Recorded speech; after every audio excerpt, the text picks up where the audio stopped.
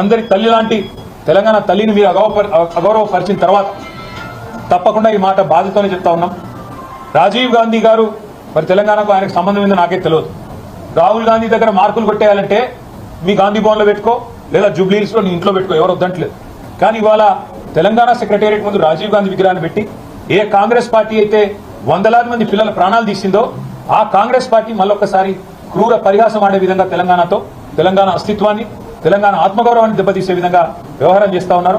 మేము తప్పకుండా మాటిస్తా ఉన్నా మా తెలంగాణలోని అన్నదమ్ములకి, ఆడబిడ్డలకి, మన పోరాటమే అస్తిత్వ పోరాటం, ఆత్మగౌరవ పోరాటం. తప్పకుండా మనం మళ్ళీ తిరిగి వస్తాం. అది కాంగ్రెస్ వాళ్ళకు తెలుసు, మీకు తెలుసు, మాకు తెలుసు. 4 ఏళ్లలో మళ్ళీ కేసీఆర్ గారి నాయకత్వంలో తిరిగి తెలంగాణలో ప్రభుత్వం కూడా మనదే ఏర్పడుతుంది.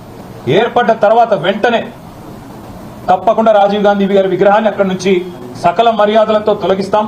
అక్కడి నుంచి కాంగ్రెస్ వారు ఎక్కడికి కోరుకుంటే అక్కడికి తరలిస్తాం.